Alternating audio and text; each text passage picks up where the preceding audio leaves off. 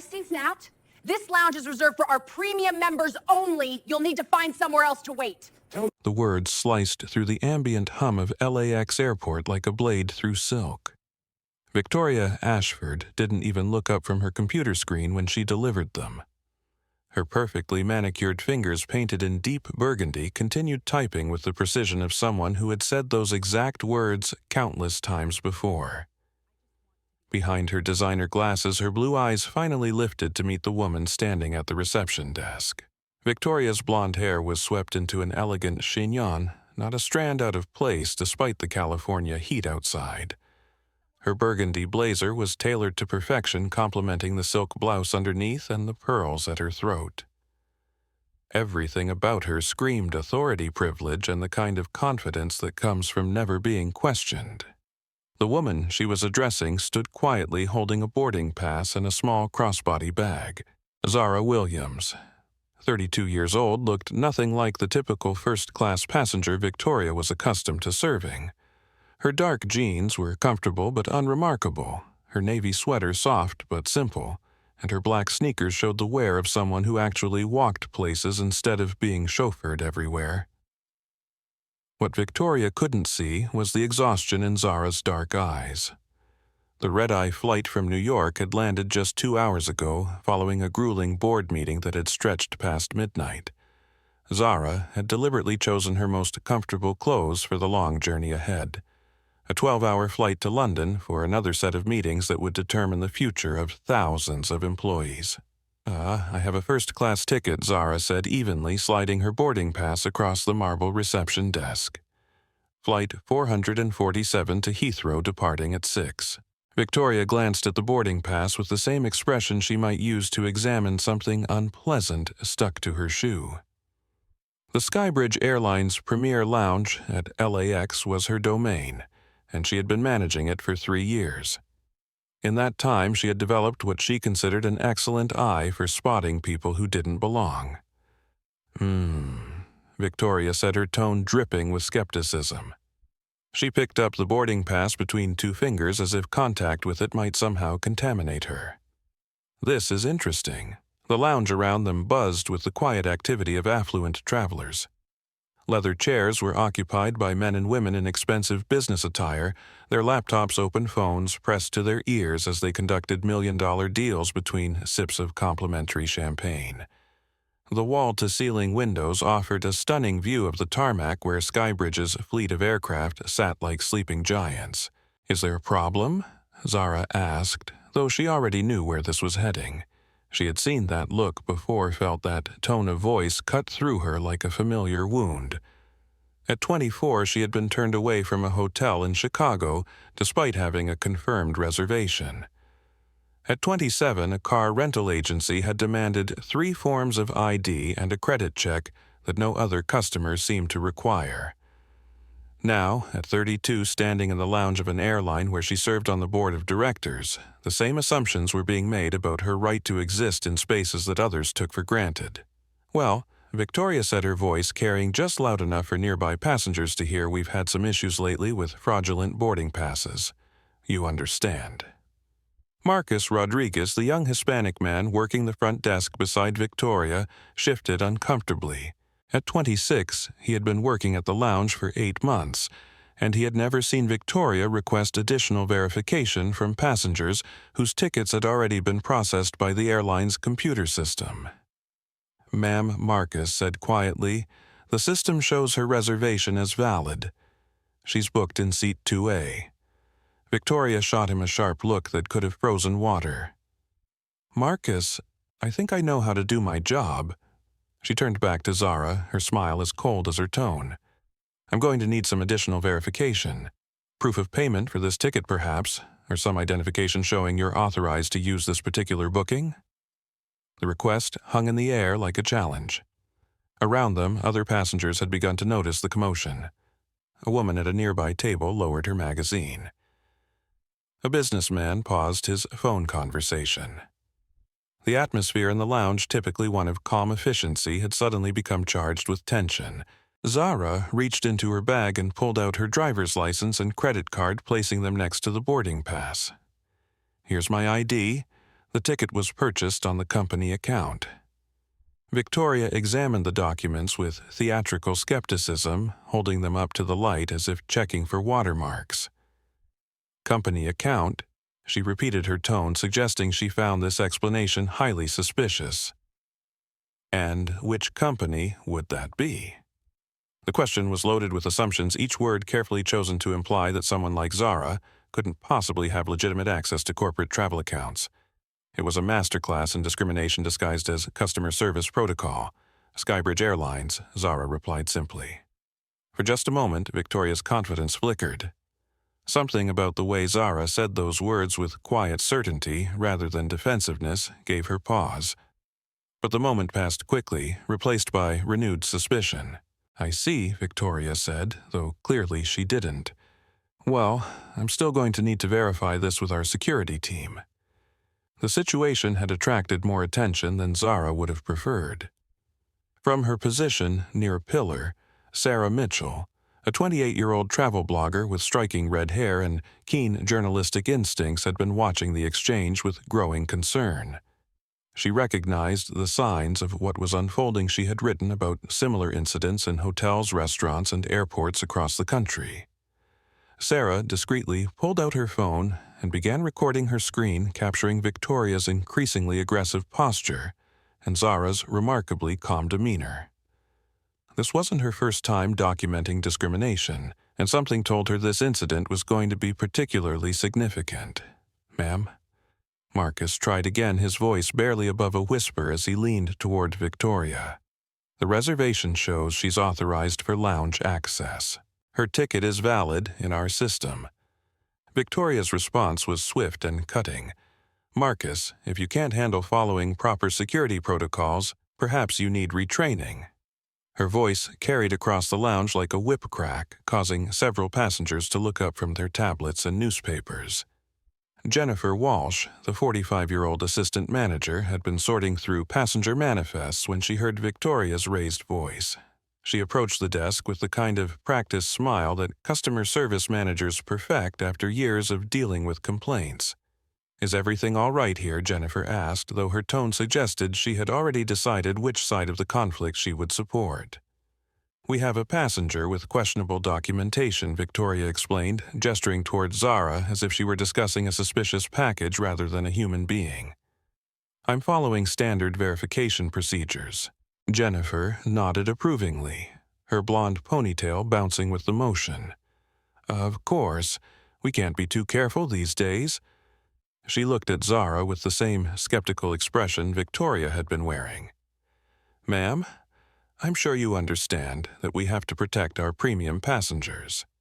The implication was clear.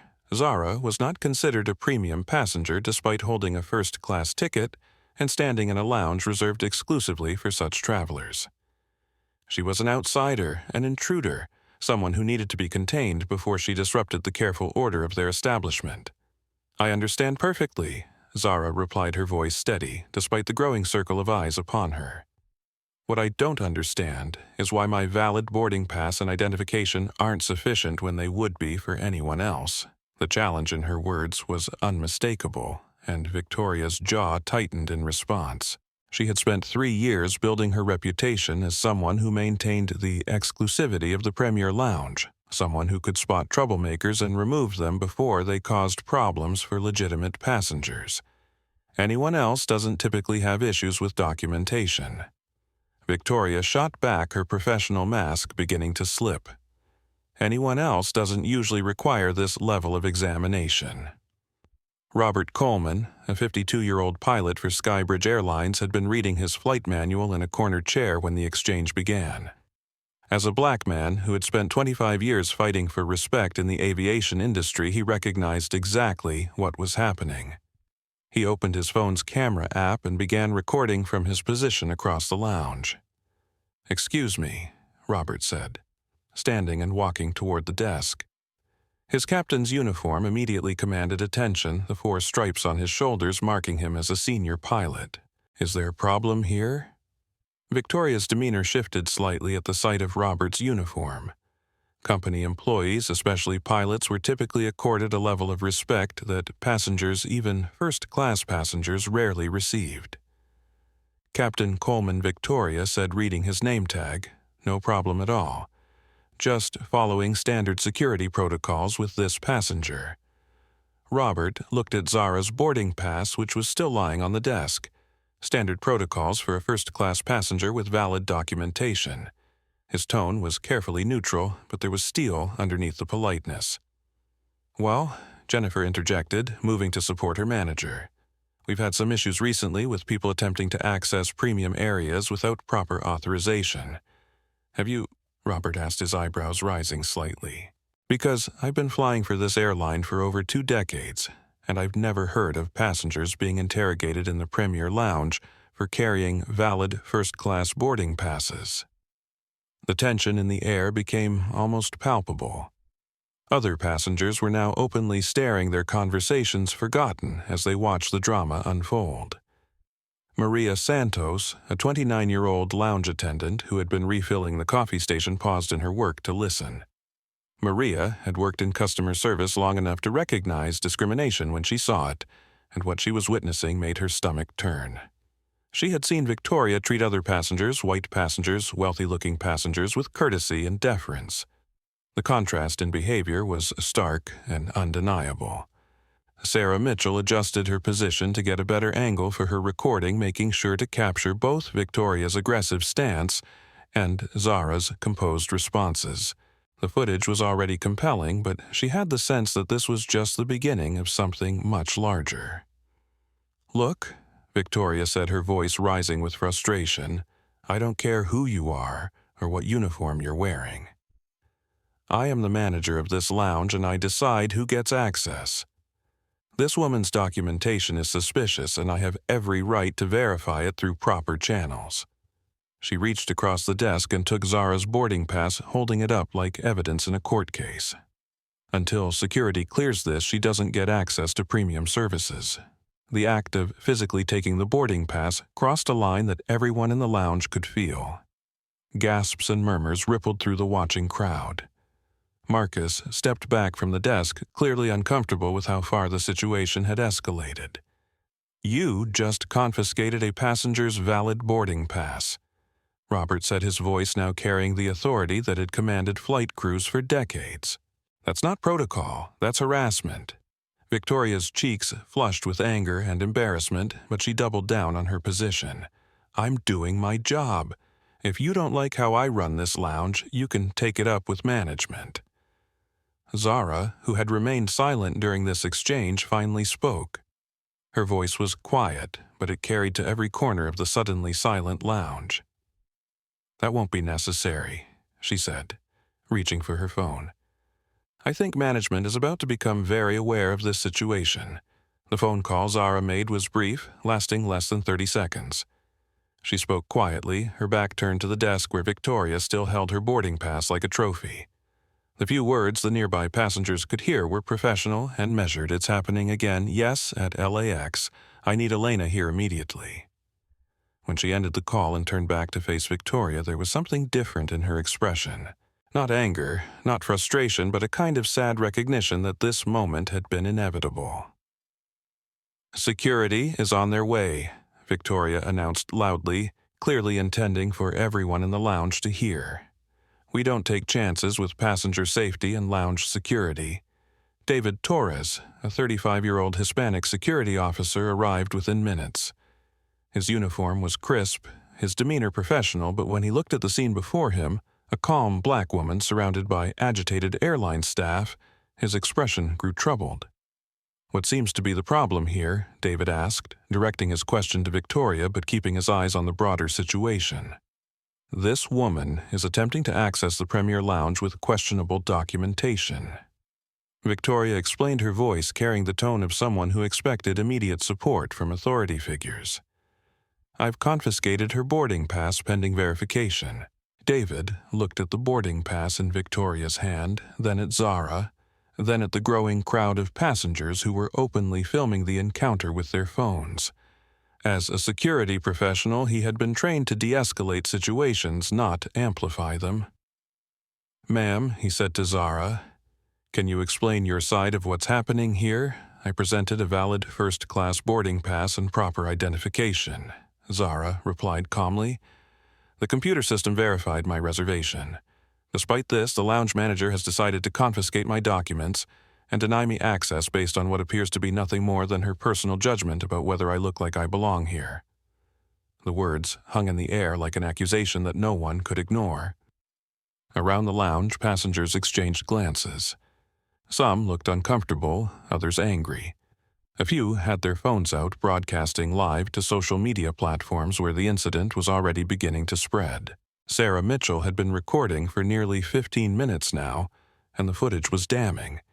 Victoria's aggressive posture, her theatrical examination of valid documents, her loudly announced assumptions about Zara's legitimacy. All of it was captured in high definition and already being uploaded to her travel blog's social media accounts. "I've been flying first class for years," said an elderly woman sitting near the windows, her voice carrying clearly across the lounge. "I've never been asked to prove anything beyond my boarding pass. This is ridiculous." "Absolutely ridiculous," agreed another passenger, a businessman who had been working on his laptop. "This is exactly the kind of behavior that gives airlines a bad reputation." Victoria's face was growing redder with each comment from the crowd. She had expected support from fellow passengers, not criticism.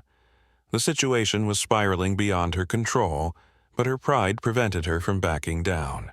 "Look," she said, raising her voice to address the entire lounge, "I don't care what any of you think.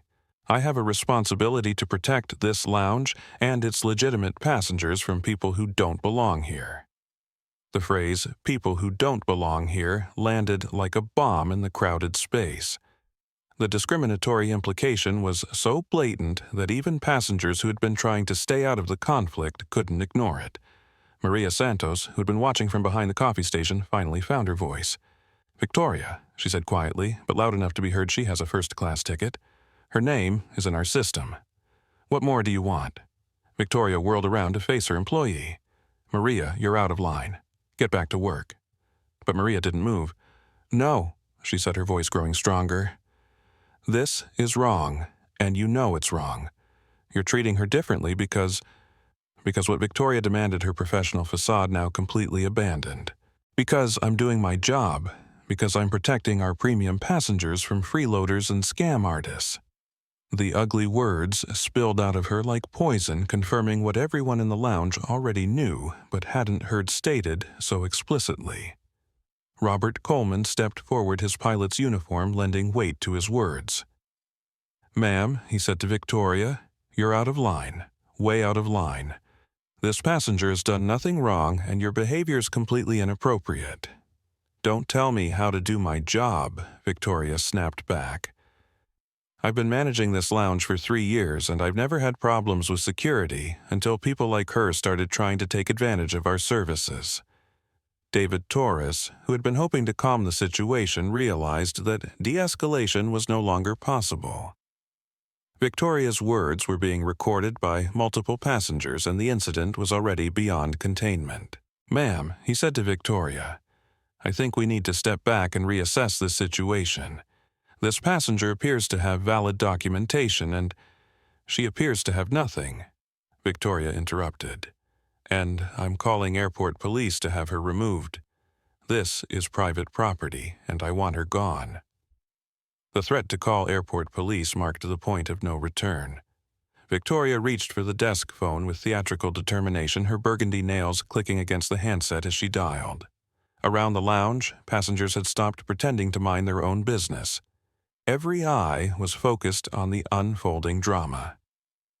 "Airport Police," Victoria said into the phone, her voice loud enough to ensure everyone could hear her. "I need officers at the Skybridge Premier Lounge immediately. We have an unauthorized individual refusing to leave the premises." Zara stood perfectly still throughout Victoria's call, her expression unchanged. She had learned long ago that remaining calm in moments of crisis was not just a matter of personal dignity, it was strategic. Every word Victoria spoke, every aggressive gesture she made was being recorded and would soon be seen by thousands of people online. When Victoria hung up the phone, she turned to face Zara with a smile of triumphant satisfaction. "Airport police will be here in 5 minutes," she announced. "You can explain to them why you think you have a right to access premium services you haven't paid for."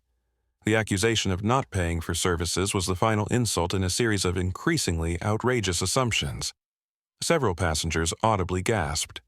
Sarah Mitchell adjusted her phone angle to capture Victoria's satisfied expression alongside Zara's composed response. "You have no idea what you've just done," Zara said quietly, her voice carrying a weight that made Victoria's smile falter slightly. "I've done my job," Victoria replied, but there was less certainty in her voice now. Something about Zara's calm confidence was beginning to unnerve her. "Have you?" Zara asked. The question was simple, but it carried implications that Victoria was only beginning to understand.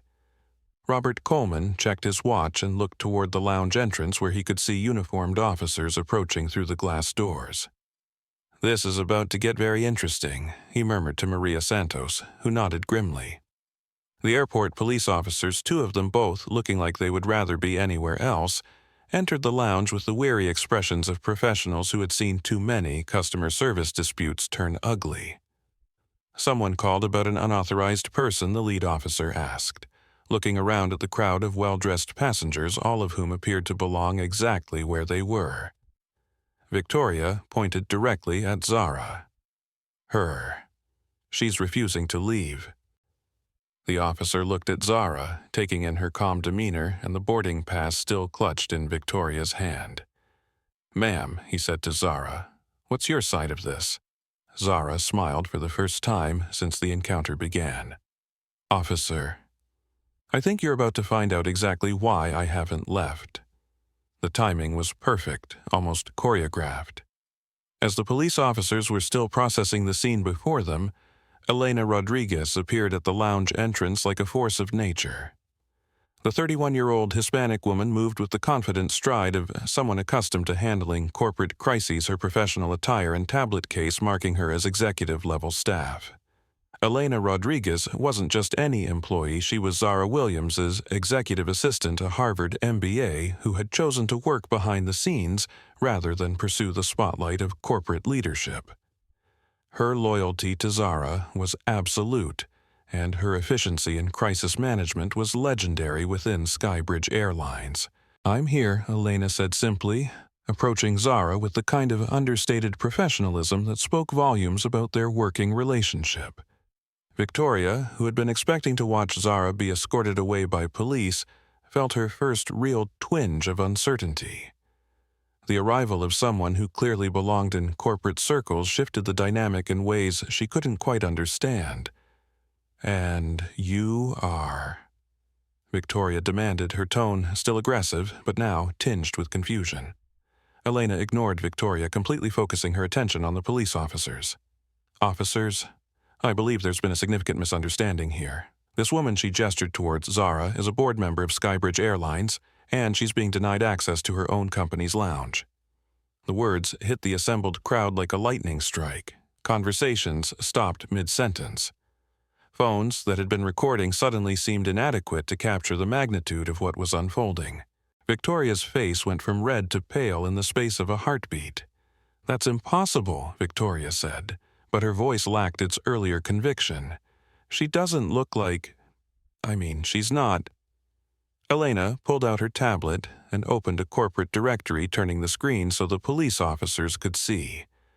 There, in the executive section reserved for board members, was Zara's photograph, alongside her title, Director of Operations and Strategic Development, Skybridge Airlines Board of Directors.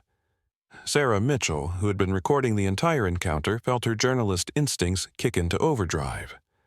This wasn't just a story about discrimination in customer service. This was about a board member being treated as a criminal in her own company's facility.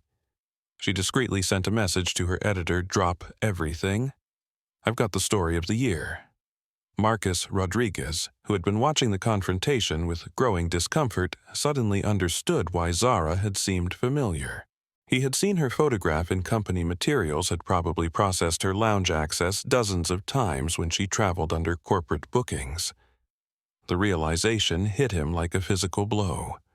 "Oh my God," Marcus whispered, his words carrying clearly in the suddenly silent lounge. Robert Coleman, the pilot who had been defending Zara from the beginning, allowed himself a small smile of satisfaction. He had flown enough company executives to recognize the signs of real authority, and Zara had displayed them from the moment she walked into the lounge. The lead police officer, Detective James Morrison, examined Elena's tablet with the careful attention of someone who realized he was dealing with a situation far more complex than a simple trespassing complaint. His partner, Officer Lisa Martinez, was already taking notes and looking distinctly uncomfortable with their role in what was clearly a corporate disaster in progress.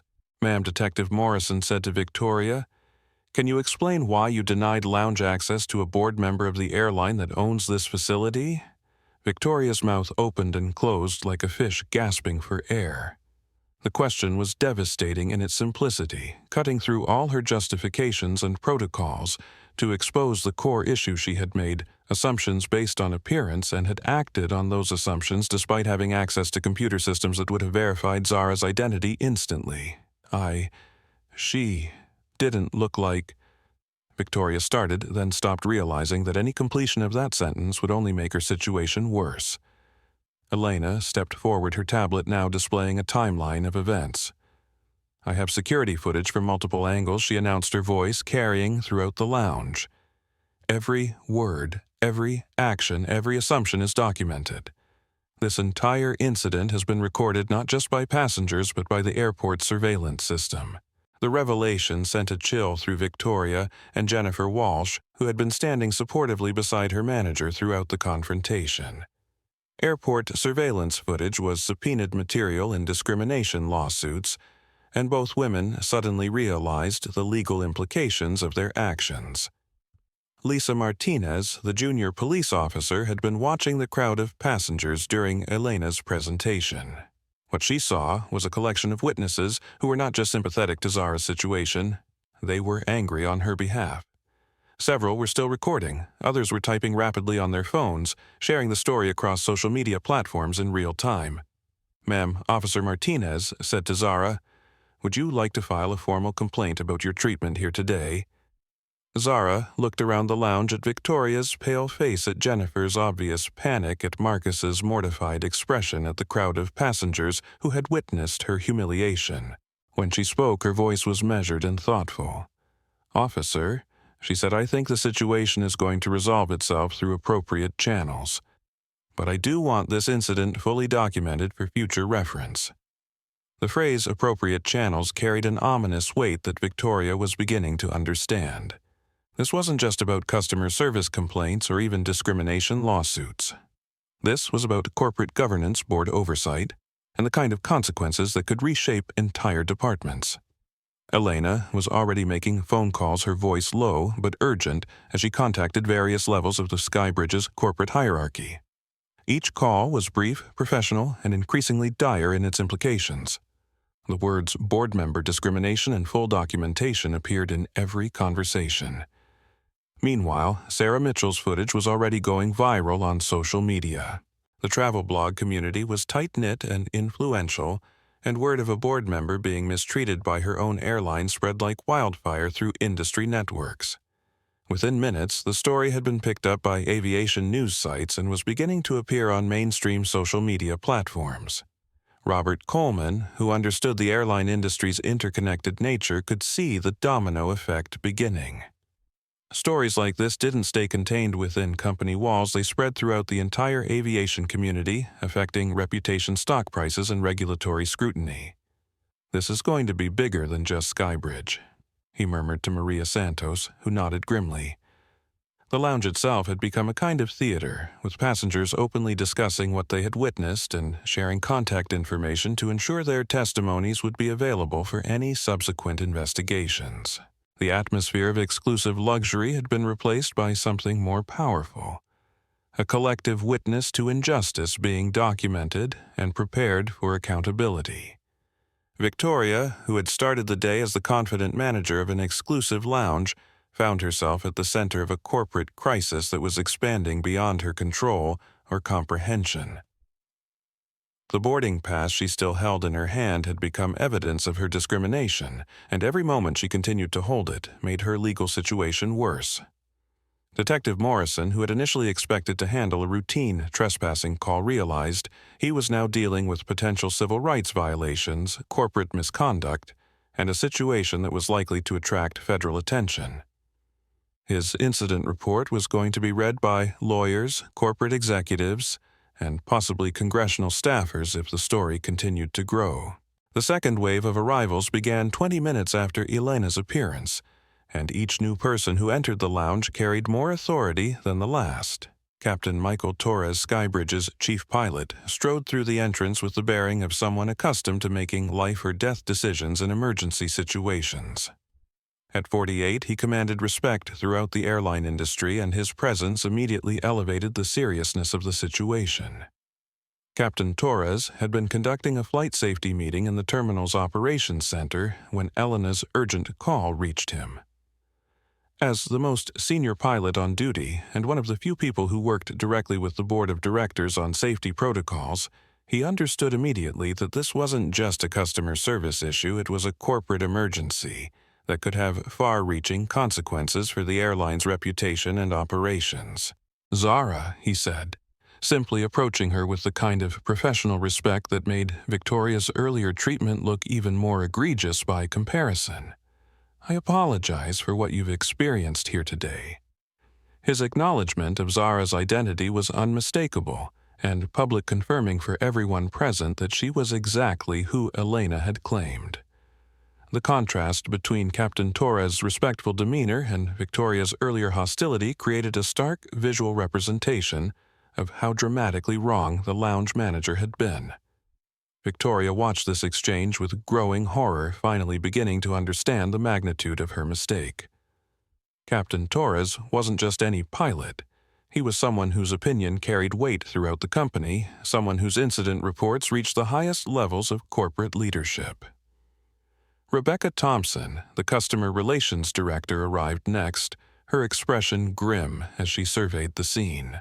At 41, Rebecca had handled numerous customer service crises, but she could tell immediately that this situation was unlike anything she had encountered before. The presence of police officers recording passengers and a visibly shaken lounge staff told her that damage control would be complex and extensive. Miss Williams Rebecca said, using Zara's formal title with the kind of deference that made Victoria wince on behalf of Skybridge Airlines. "I want to express our deepest regret for this incident." Rebecca's training in crisis management kicked in as she began mentally cataloging the steps needed to contain the situation. Legal notifications, media response, internal investigations, policy reviews. The list was extensive and urgent. But first, she needed to understand exactly what had occurred and who was responsible. Amanda Foster, legal affairs manager, entered the lounge like a storm, front her briefcase and determined expression, signaling that the corporate response had escalated to its highest level. At 35, Amanda had handled discrimination cases before, but usually as defensive actions taken months after incidents occurred. Being present during an active situation gave her unique insight into both the legal exposure and the potential for immediate intervention. "I need to speak with everyone involved." Amanda announced, her voice carrying the authority of someone who understood that every word spoken from this point forward could appear in court documents. This entire incident needs to be documented according to legal protocols. The arrival of these authority figures transformed the atmosphere in the lounge completely. What had begun as a customer service dispute was now clearly a corporate crisis requiring executive-level intervention. Passengers who had been watching with curiosity now understood they were witnessing something historically significant. Sarah Mitchell, still recording, realized that her footage had evolved from a simple discrimination incident into documentation of a corporate reckoning. The story she had stumbled upon was becoming more complex and significant with each new arrival. Detective Morrison found himself in the unusual position of investigating an incident where the alleged victim held a position of authority over many of the people involved in the response. His normal protocols for handling discrimination complaints didn't account for situations where the complainant was a board member of the organization being complained about. Marcus Rodriguez, who had been growing increasingly uncomfortable throughout the incident, finally found the courage to speak. "I tried to tell her," he said quietly to Captain Torres, referring to Victoria. The computer system showed miss.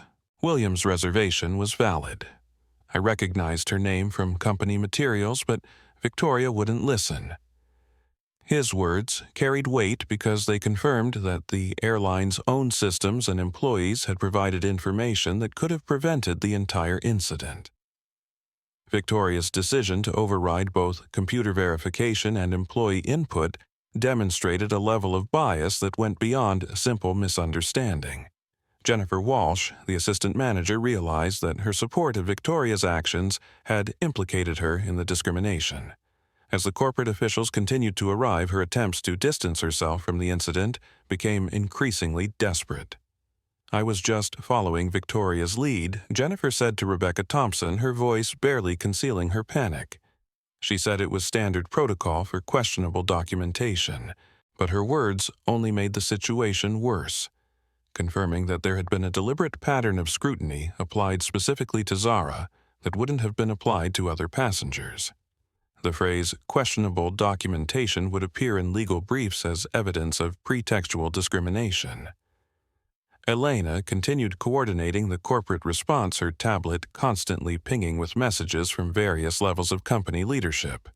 The story was already spreading beyond social media into mainstream news outlets, and the company's stock price had begun to fluctuate in response to the negative publicity. Thomas Anderson, regional airport director, arrived with the kind of urgency reserved for security threats or major operational failures. At 55, he had overseen thousands of passenger interactions at LAX, but he had never dealt with a situation where an airline's board member had been discriminated against in their own company's facility. The sight of police officers, corporate executives, and recording passengers in the Skybridge lounge told him immediately that this incident would require coordination between airport operations, airline management, and potentially federal oversight agencies. "This is a disaster," Thomas murmured to Rebecca Thompson as he surveyed the scene. "How did it get this far?" Rebecca's response was professional but pointed. It got this far because established protocols were ignored and personal bias replaced professional judgment. Her words were diplomatically phrased, but their meaning was clear. Victoria's actions had created a corporate crisis that could have been avoided if she had simply followed standard procedures and treated all passengers with equal respect. Carmen Valdez, Vice President of Customer Experience, entered the lounge with an expression that made everyone present understand the seriousness of the situation. At 42, Carmen was responsible for overall customer satisfaction across Skybridge's entire operation. And this incident represented a catastrophic failure in her area of responsibility. "I want a complete timeline of events." Carmen announced, her voice carrying the authority of someone accustomed to making decisions that affected thousands of employees and millions of passengers. "Every action, every word, every decision needs to be documented and analyzed." Stephen Brooks, corporate communications director, was already working his phone as he entered, coordinating with the airline's public relations team to prepare statements and responses for the media attention that was building around the story. The convergence of so many high-level executives in the Premier Lounge created an atmosphere of crisis management that made Victoria's earlier confidence seem absurdly misplaced. She had gone from being the authority figure controlling access to premium services to being the subject of investigation by the airline's entire senior leadership team. The moment that crystallized the full scope of Victoria's mistake came when Carmen Valdez opened her tablet and displayed Skybridge Airlines' organizational chart for everyone present to see. There, in the section reserved for board members and senior executives, was Zara Williams's photograph, alongside a biography that read like a testament to excellence in aviation leadership. Zara Williams, Director of Operations and Strategic Development, Carmen, read aloud, her voice carrying clearly throughout the now silent lounge. Former commercial pilot with over 3000 flight hours. MBA from Stanford Graduate School of Business. Joined Skybridge Board of Directors at age 28, youngest person ever appointed to that position. Currently overseeing the company's 5-year strategic expansion plan and diversity initiative implementation. Each word landed like a hammer blow against Victoria's earlier assumptions. The woman she had dismissed as a potential fraud was not only legitimate, she was one of the most qualified and accomplished people ever to hold a position on Skybridge's board. But the biography continued, and the details became even more damning to Victoria's treatment of her.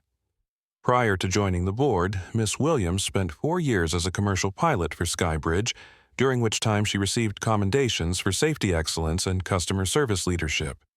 She holds commercial pilot licenses for multiple aircraft types and maintains active flight status.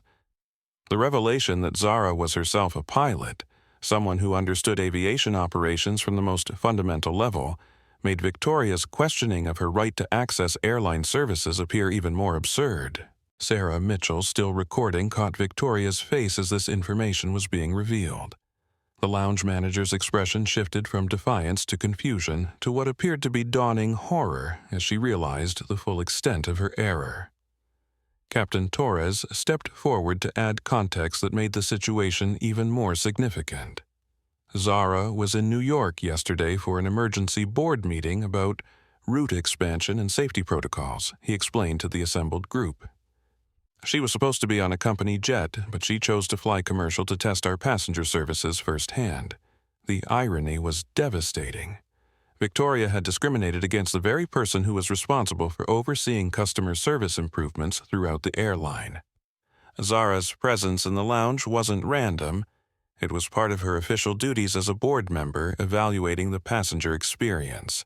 Elena, who had been coordinating communications throughout the crisis, provided additional context that made Victoria's actions even more inexplicable. Miss Williams has flown through this exact lounge dozens of times over the past 4 years, she said, consulting her tablet. She has platinum status with Skybridge, and her corporate profile includes a photograph that should be accessible to all customer service staff. Marcus Rodriguez, who'd been growing increasingly mortified as more details emerged, finally spoke up. I knew I recognized her, he said quietly. I've processed her lounge access before. Her corporate account is flagged as VIP status. His admission confirmed that the airline's own systems had contained all the information necessary to avoid the entire incident. Victoria's decision to override both computer verification and employee recognition demonstrated a level of bias that went beyond simple procedural error. Amanda Foster, the legal affairs manager, was taking detailed notes as each piece of information emerged. From a legal perspective, the case was becoming stronger with every revelation. The combination of documented discrimination, ignored internal protocols, and the victim's high-profile status within the company created exposure for both individual and institutional liability. Detective Morrison, who had initially responded to what he thought was a routine trespassing call, found himself documenting what appeared to be a clear case of discrimination against one of the most senior executives in the airline industry. His incident report would likely be reviewed by federal civil rights investigators. Rebecca Thompson, recognizing the need for immediate damage control, addressed the gathered passengers who had witnessed the incident. Ladies and gentlemen, she said, her voice carrying the authority of her position, Skybridge Airlines sincerely apologizes for the inappropriate treatment you have witnessed today. This incident does not represent our company's values or policies, but her words rang hollow in the context of what had actually occurred. The passengers had seen with their own eyes how a board member of the airline had been treated, and no amount of corporate apology could erase the visual evidence they had recorded and shared. One passenger, an elderly gentleman who had been observing from a corner table, stood and addressed the assembled executives directly. I've been flying Skybridge for 20 years, he said, his voice carrying the weight of someone accustomed to being heard. If this is how you treat your own board members, how can customers trust that you'll treat us with respect? His question highlighted the broader implications of the incident. This wasn't just about one manager's poor judgment. It was about organizational culture training protocols, and the fundamental question of whether Skybridge Airlines could be trusted to provide equitable service to all passengers. Carmen Valdez understood that the passengers' concern represented the exact kind of reputation damage that could take years to repair. Customer loyalty in the airline industry was built on trust and consistency, and this incident had shattered both. Thomas Anderson, the airport director, provided additional context that made the situation even more serious from an operational perspective. This lounge serves as a showcase for Skybridge's premium services, he explained to the corporate executives. It's visited by industry analysts, travel writers, and potential corporate clients on a regular basis. Today's incident was witnessed by exactly the kind of influential travelers who shape public opinion about airline quality. The strategic implications were staggering. The Skybridge Premier Lounge at LAX wasn't just a customer service facility, it was a marketing tool designed to attract high-value passengers and corporate accounts. Victoria's actions had turned that marketing tool into a liability that could affect business relationships and revenue streams. Elena consulted her tablet and provided a real-time update that demonstrated how quickly the story was spreading. The incident has been shared over 10,000 times on social media in the past hour, she reported. It's trending on Twitter under Skybridge discrimination, and it's been picked up by 3 major aviation news outlets. The speed of the story's spread was a testament to both the power of social media and the significance of what had occurred. Discrimination incidents involving ordinary passengers might generate local news coverage, but discrimination against a board member of a major airline was national news. Stephen Brooks, still coordinating with the communications team, provided updates that showed the broader impact. We're getting calls from reporters at CNN Fox Business and the Wall Street Journal, he reported. The story is moving beyond aviation industry publications into mainstream business news. Zara herself had remained relatively quiet during the revelation of her background and qualifications, allowing others to provide the context that made Victoria's treatment of her so obviously inappropriate. But as the scope of the media attention became clear, she finally spoke. "I didn't come here today looking for this kind of attention," she said, her voice carrying to every corner of the lounge.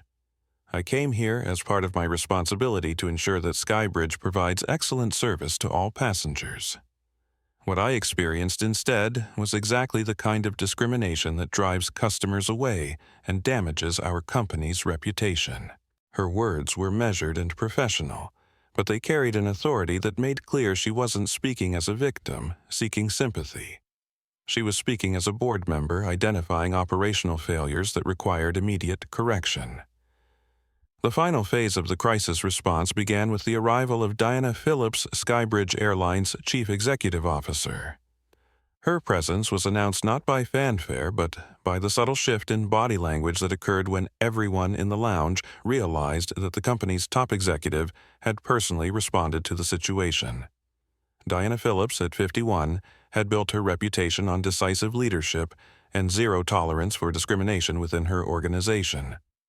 Her silver hair was pulled back in a no-nonsense style that matched her direct approach to corporate management, and her expression as she surveyed the scene in the Premier Lounge made clear that heads would roll before the day was over. "Somebody explained to me," Diana said, her voice cutting through the tension like a blade, "how one of my board members ended up being harassed by my own staff in my own facility." The question was rhetorical but devastating. It framed the incident not as a customer service failure but as an organizational breakdown that reflected directly on executive leadership. Victoria, who had been hoping to blend into the background as more senior executives arrived, found herself the focal point of the CEO's attention. Gabriel Martinez, Vice President of Human Resources, had arrived with Diana and was already reviewing personnel files on his tablet. At 44, Gabriel had handled numerous discrimination cases throughout his career, but he had never dealt with one involving such high-profile individuals and so much public documentation. Miss Ashford Gabriel said, "Consulting Victoria's employee record, you've been with Skybridge for 3 years as Premier Lounge Manager. During that time, have you received training on our non-discrimination policies?" Victoria's answer was barely audible. "Yes, sir. And do you understand that those policies apply to all passengers regardless of their appearance, race, or your personal assumptions about their ability to afford premium services? Yes, sir. Gabriel's questions were being asked in front of a crowd of witnesses, making them both an investigation and a public acknowledgement of policy violations. Each answer Victoria gave was documenting her awareness of the standards she had violated. Nicole, Harper Chief Marketing Officer, was simultaneously managing the immediate crisis and calculating the long-term damage to Skybridge's brand reputation. At 37, she understood that the airline industry was particularly vulnerable to discrimination scandals, and this incident had all the elements necessary to create lasting damage. "We're looking at months of negative coverage," Nicole whispered to Diana Phillips. "This isn't just about one incident. It's about whether customers can trust us to treat them fairly." Diana nodded grimly. She had spent 5 years building Skybridge's reputation as a premium airline that valued diversity and inclusion. One manager's bias had potentially undone years of careful brand development. Elena continued coordinating communications, but the updates she was receiving painted an increasingly dire picture. "The story has been picked up by international aviation publications," she reported. "We're getting inquiries from reporters in London, Frankfurt, and Tokyo." The global reach of the story reflected both the international nature of the airline industry and the universal resonance of discrimination incidents. What had started as a local customer service failure was becoming an international case study in corporate bias and accountability. Captain Torres provided operational context that highlighted additional concerns. "Zara's flight to London tonight is fully booked with corporate executives and potential partners," he said. "Word of this incident is going to spread throughout the business community she's traveling to meet." The realization that Zara's professional travels would carry the story directly to Skybridge's business partners and potential clients added another layer of urgency to the crisis response. This wasn't just about media coverage, it was about relationships that could affect the company's bottom line.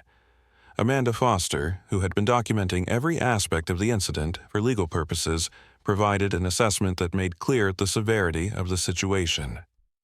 "From a liability perspective, we're dealing with potential civil rights violations, breach of fiduciary duty to shareholders, and possible federal oversight," she said.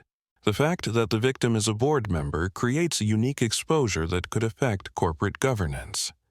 Her analysis highlighted something that everyone present was beginning to understand. This incident went beyond typical discrimination cases because it involved the governance structure of the company itself. A board member being discriminated against by employees raised questions about organizational culture that could attract regulatory attention. Thomas Anderson, recognizing the broader implications for airport operations, provided additional context. "LAX handles over 87 million passengers annually," he said. "If customers lose confidence in Skybridge's treatment of passengers, it could affect our gate assignments, terminal lease negotiations, and relationship with other airlines." The airport's concern about its relationship with Skybridge highlighted how discrimination incidents could have cascading effects throughout the aviation industry ecosystem. Sarah Mitchell, who had been documenting the corporate response as thoroughly as she had documented the initial incident, realized that her story had evolved into something unprecedented. She was witnessing real-time corporate accountability at the highest level, with a CEO personally responding to discrimination within her own company. Diana Phillips, after consulting with her legal and communications teams, made a decision that would define Skybridge's response to the crisis. "Miss Ashford," she said, addressing Victoria directly, "you are suspended immediately pending a full investigation. Your access to company facilities is revoked, and you will be escorted from the premises." The swift action sent a clear message to both employees and customers that discrimination would not be tolerated at any level of the organization. But Diana wasn't finished. "Miss Walsh," she continued, addressing the assistant manager, "you are also suspended pending investigation for your role in supporting discriminatory actions." Jennifer Walsh's face went white as she realized that her decision to back Victoria's actions had cost her own job. The message to other employees was unmistakable. Supporting discrimination was as unacceptable as perpetrating it. Gabriel Martinez stepped forward to address the broader implications for company policy. Effective immediately, all customer service staff will receive mandatory bias training, he announced. We're also implementing new protocols that require management approval before any passenger can be denied service or have their documentation questioned. The policy changes were being announced publicly in front of passengers and media representatives, making them both a commitment to improvement and a marketing message about Skybridge's values.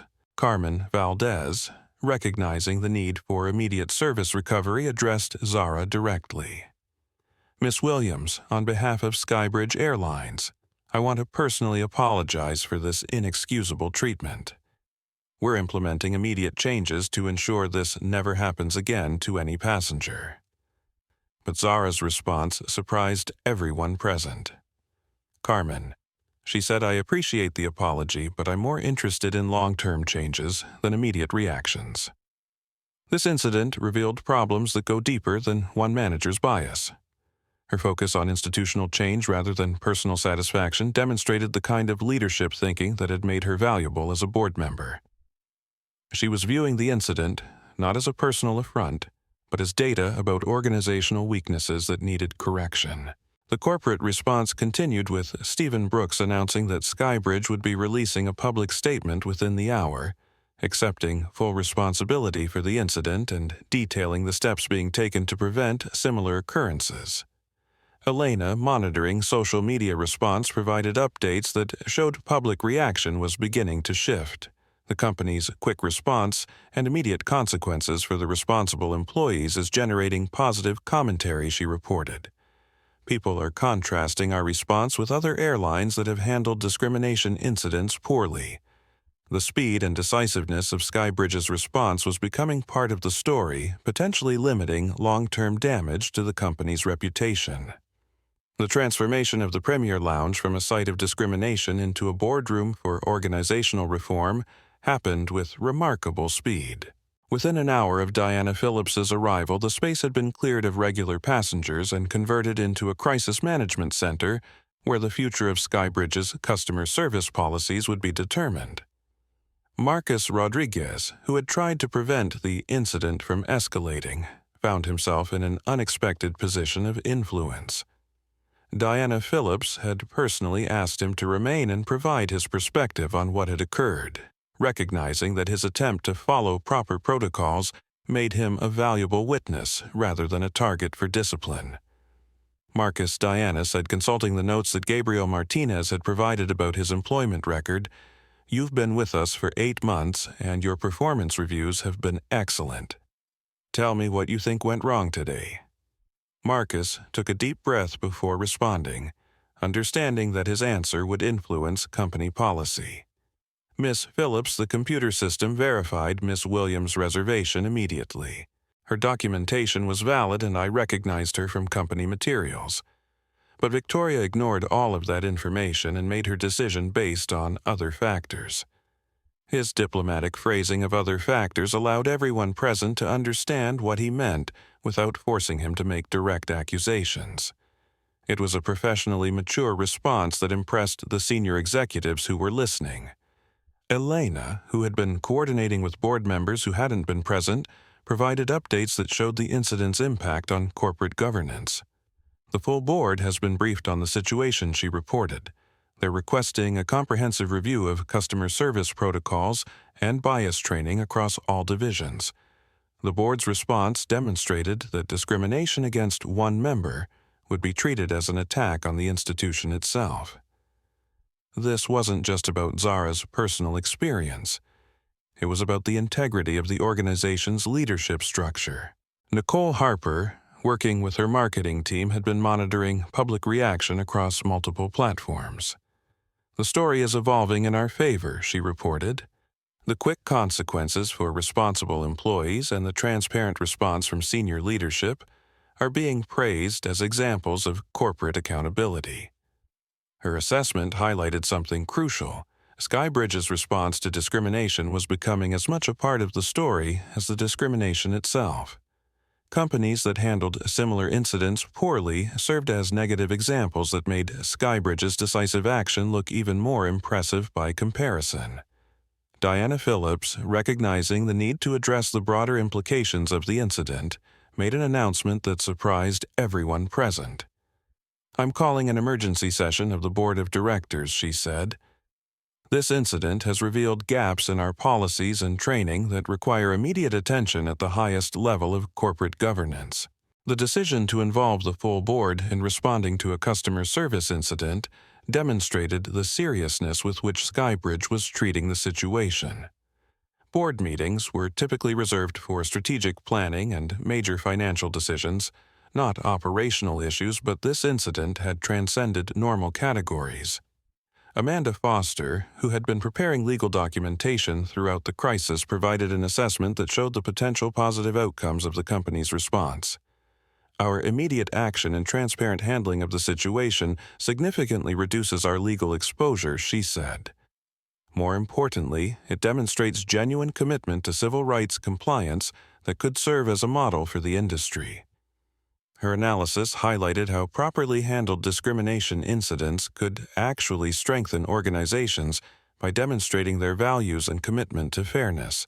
Captain Torres, representing the operational side of the airline, provided context about the incident's impact on flight crews and pilots. "This story is going to spread throughout the aviation community," he said. "How we handle it will affect our reputation with pilots, flight attendants, and other airline professionals who might consider working for Skybridge." The airline industry's interconnected nature meant that reputation among employees was as important as reputation among customers. Discrimination incidents that were handled poorly could affect recruitment and retention of qualified staff. Sarah Mitchell, who had been observing the corporate response as thoroughly as she had documented the initial incident, realized that her story was becoming something unprecedented in aviation journalism. She was witnessing a real-time case study in corporate accountability that would likely be analyzed in business schools and management training programs. Diana Phillips, after consulting with her executive team, made a decision that would define Skybridge's long-term response to the incident. "We're going to establish a new position within our corporate structure," she announced. "Director of Customer Experience and Equity, reporting directly to the CEO with the responsibility for ensuring that this type of incident never occurs again." The creation of a new executive position was a significant commitment of resources and authority to addressing discrimination. It sent a clear message that preventing bias wasn't just a training issue, it was a strategic priority that deserved C-suite attention. Thomas Anderson, recognizing the airport's role in supporting the airline's reform efforts, offered LAX's cooperation. "We're prepared to work with Skybridge on implementing new training protocols for all airline staff operating in our terminals," he said. "This incident reflects on the airport as well as the airline, and we want to be part of the solution." The airport's willingness to participate in broader reform efforts demonstrated how the incident was catalyzing industry-wide improvements rather than just company-specific changes. Carmen Valdez, who had been developing immediate action items throughout the crisis, presented a timeline for implementation of new policies. "Within 30 days, all customer-facing employees will complete updated bias training," she announced. "Within 60 days, we'll have new protocols in place for handling customer service disputes. Within 90 days, we'll have established customer feedback processes that include specific questions about discriminatory treatment." The specific timeline and measurable goals transform the company's response from reactive crisis management into proactive organizational development. Gabriel Martinez, recognizing the human resources implications of the incident, provided additional context about employee accountability. "We're implementing new hiring protocols that include bias assessment and cultural competency evaluation," he said. "We're also establishing clear consequences for discriminatory behavior that go beyond termination to include industry-wide reporting." The expansion of consequences beyond company discipline to industry-wide accountability demonstrated Skybridge's commitment to ensuring that employees who discriminated against customers couldn't simply move to other airlines and continue the same behavior. Elena, Monitoring the continuing social media response provided updates that showed the public's reaction to the corporate accountability measures. The transparency of the response and the immediate consequences are generating positive coverage across multiple platforms, she reported. Skybridge is being praised as an example of how companies should handle discrimination incidents.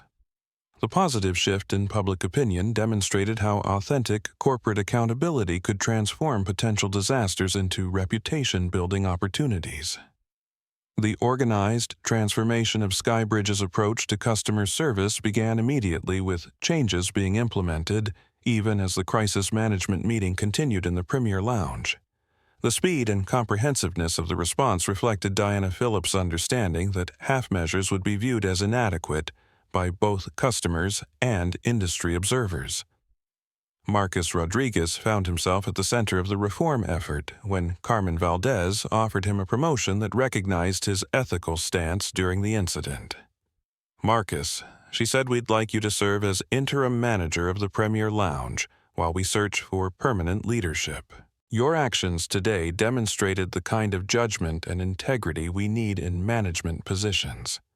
The promotion sent a clear message throughout Skybridge's employee base. Doing the right thing during difficult situations would be rewarded, not punished. It also provided immediate practical benefits by placing someone with fresh perspective and proven ethical standards in a position of authority. Lisa Martinez, the junior staff member who had recognized Zara during the incident, was offered a position on the newly created Customer Dignity Task Force. Her ability to identify discrimination in progress and her discomfort with Victoria's actions marked her as someone who could help prevent similar incidents in the future. Lisa Gabriel Martinez explained, "We need employees who can spot problems before they become crises." Your reaction today showed exactly the kind of awareness we want to encourage throughout our organization. The task force represented a new approach to preventing discrimination. Instead of relying solely on training and policies, Skybridge was creating institutional structures that empowered employees to intervene when they witnessed bias or inappropriate treatment. Sarah Mitchell, whose documentation of the incident had been crucial in establishing the facts, was invited to participate in the company's reform efforts as an independent observer. Her role would involve monitoring implementation of new policies and providing objective assessment of their effectiveness. "We want external accountability," Diana Phillips explained. "Your documentation of today's incident was invaluable, and we'd like you to document our response efforts with the same thoroughness." The invitation to external oversight demonstrated Skybridge's commitment to transparency and genuine reform rather than cosmetic changes designed primarily for public relations purposes. Robert Coleman, the pilot who had defended Zara during the incident, was asked to serve as liaison between flight crews and management for culture change initiatives. His uniform had given weight to his intervention during the crisis, and his experience in aviation operations made him valuable for identifying potential discrimination issues that management might miss. Robert, Captain Torres, explained pilots see how passengers are treated throughout their travel experience. "We need that perspective to ensure our reforms address real problems, not just theoretical ones." The inclusion of operational personnel in reform planning ensured that changes would be practical and implementable rather than purely administrative. Elena, whose crisis management skills had been essential during the incident, was tasked with establishing ongoing monitoring processes that would prevent discrimination from recurring. Her role would involve creating feedback loops between customers, employees, and management that could identify problems before they escalated to crisis levels. Elena Carmen Valdez said, "We need early warning processes that can catch discrimination before it becomes public relations disasters." Your coordination today showed you understand how to manage complex situations involving multiple stakeholders. The focus on prevention, rather than reaction, represented a fundamental shift in how Skybridge approached customer service challenges. The reform implementation extended beyond personnel changes to include complete modification of company procedures. Gabriel Martinez announced that all customer service protocols would be rewritten to emphasize respect and dignity for all passengers, with specific procedures for handling situations where employees questioned customer documentation or right to access services. The new protocols will require supervisory approval before any passenger can be denied service, Gabriel explained. They will also mandate that customer-facing employees receive specific training on recognizing and preventing discriminatory behavior. Thomas Anderson, representing the airport's perspective, offered to coordinate with other airlines operating at LAX to establish industry-wide standards for preventing discrimination in premium service areas. The incident had highlighted how individual company policies needed to be supported by broader industry culture change. This can't just be about Skybridge, Thomas said. Passengers move between airlines and terminals throughout their travel experience. We need consistent standards across all providers to ensure that discrimination doesn't have safe havens in the aviation industry. The expansion of reform efforts beyond Skybridge to include industry-wide coordination demonstrated how individual incidents could catalyze broader social change. Amanda Foster, working with external legal counsel, established new compliance monitoring processes that would track discrimination complaints, resolution outcomes, and prevention effectiveness. The legal framework would ensure that reforms were measurable and sustainable rather than temporary responses to immediate pressure. We're creating accountability structures that will outlast current management, Amanda explained. These processes will ensure that preventing discrimination remains a priority regardless of future leadership changes. Nicole Harper, coordinating with marketing and communications teams, developed strategies for communicating reform efforts to customers and industry stakeholders. The challenge was to demonstrate genuine commitment to change without appearing to exploit the incident for promotional purposes. Our communications will focus on actions rather than promises, Nicole said. We'll document implementation progress and let results speak for our commitment rather than relying on corporate rhetoric. Stephen Brooks, managing media relations, provided updates showing that the company's reform announcements were generating positive coverage that contrasted sharply with other airlines' responses to discrimination incidents. Skybridge was being held up as an example of corporate responsibility and authentic accountability. The reform initiatives are being covered as business news rather than just discrimination stories, Stephen reported. Industry analysts are praising the comprehensive response and using it as a benchmark for evaluating other companies' crisis management. Captain Torres, representing the operational perspective, emphasized that reform efforts needed to address not just customer-facing interactions, but also internal company culture. Discrimination against passengers often reflected broader organizational problems that affected employee relationships as well. If we're going to prevent discrimination against customers, Captain Torres said we need to ensure our internal culture supports diversity and inclusion among employees. Customer service reflects organizational values, and those values need to be genuine. The recognition that external customer service quality was connected to internal organizational culture represented sophisticated understanding of how discrimination operated at multiple levels within companies. Carmen Valdez, overseeing implementation coordination, established timelines and benchmarks that would track progress and ensure accountability. The reform effort would be treated as a major organizational change project with the same rigor applied to strategic business initiatives. We'll have quarterly reviews with the board of directors, Carmen announced. Reform progress will be tied to executive compensation, and success metrics will be published in our annual reports. The integration of discrimination prevention into corporate governance and executive accountability demonstrated Skybridge's commitment to making reform efforts permanent rather than temporary responses to immediate pressure. As the immediate crisis response concluded and organized reform planning began, Zara Williams found herself in the unique position of being both the victim of discrimination and a leader responsible for preventing its recurrence. Her response to this dual role would define not only her own legacy but also Skybridge's long-term commitment to organizational change. Standing in the Premier Lounge that had been the site of her humiliation just hours earlier, Zara addressed the assembled executives, employees, and remaining witnesses with the kind of quiet authority that had made her valuable as a board member. "What happened here today was painful," she said, her voice carrying to every corner of the space, but it was also revealing. We learned that our policies on paper don't always translate to respectful treatment in practice. We learned that bias can flourish even in organizations that pride themselves on diversity and inclusion. And we learned that real change requires more than good intentions. It requires organized accountability and genuine commitment from leadership. Her words reframed the incident from a personal attack into institutional learning opportunity. Rather than focusing on her own experience of discrimination, she emphasized the broader lessons that could benefit all passengers and employees. Diana Phillips, recognizing the grace and leadership Zara was demonstrating, made an announcement that surprised everyone present. "Zara," she said, "I'd like you to consider accepting the position of Director of Customer Experience and Equity that we're creating in response to this incident. Your experience today, combined with your operational knowledge and board perspective, makes you uniquely qualified to lead these reform efforts."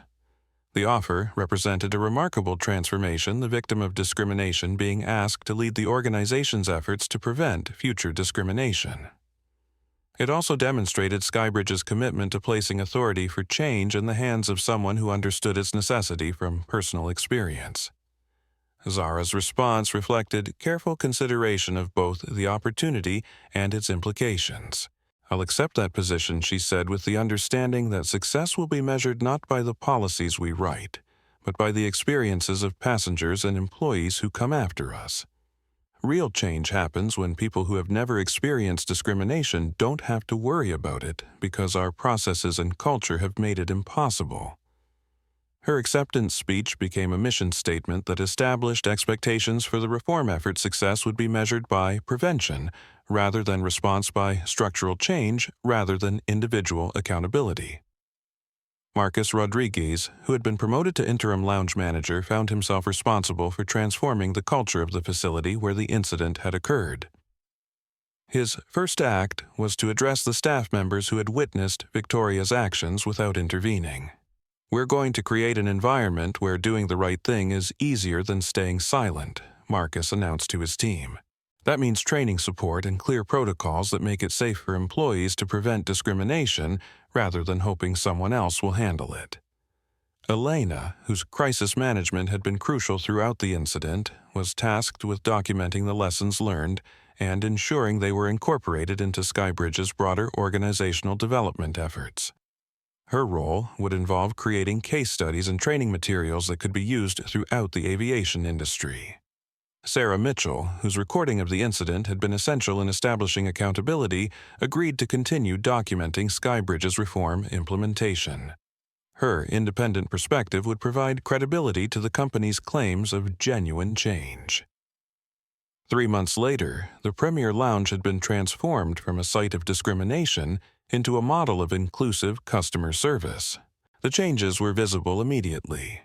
Diverse staff trained in bias prevention, clear protocols for addressing customer concerns, and an atmosphere of respect that extended to all passengers regardless of their appearance or background.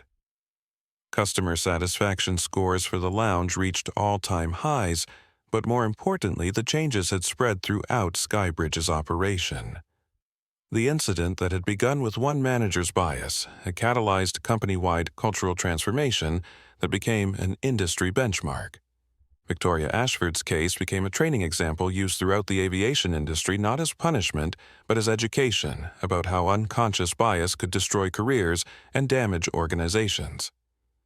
Her story served as a cautionary tale that helped prevent similar incidents at other airlines. The legacy of the incident extended far beyond Skybridge Airlines. Industry organizations adopted new standards for customer service training, airports implemented discrimination reporting processes, and federal agencies updated civil rights compliance requirements for airlines. What struck me most about Zara's story wasn't just her composure under pressure. It was her choice to transform personal humiliation into institutional change. She could have sought revenge, demanded apologies, or simply moved on with her life. Instead, she chose the harder path of organized reform that would protect future passengers from experiencing what she endured. Victoria's downfall serves as a reminder that bias isn't just morally wrong, it's professionally destructive. In today's connected world, discrimination becomes public instantly, and organizations are judged not just by their policies but by their authentic commitment to treating all people with dignity and respect. The real victory in this story wasn't Zara reclaiming her rightful place in the Premier Lounge. It was the creation of processes and culture that made discrimination less likely for everyone who came after her. Sometimes the most powerful response to injustice isn't anger. It's the patient work of building something better. If you're facing discrimination, remember Zara's example: document everything, maintain your dignity, and focus on creating change that extends beyond your own situation. Your response in moments of injustice can shape not just your outcome but the experiences of countless others who follow in your footsteps. If this story moved you, please hit that like button and subscribe to our channel for more inspiring stories of courage and justice. Share this video with someone who needs to hear it, because together we can create a world where dignity and respect aren't privileges, they're guarantees for everyone. What did you think of Zara's response? Drop your thoughts in the comments below, and let us know about a time when you or someone you know stood up against discrimination. Your story matters, and sharing it helps us all learn and grow together.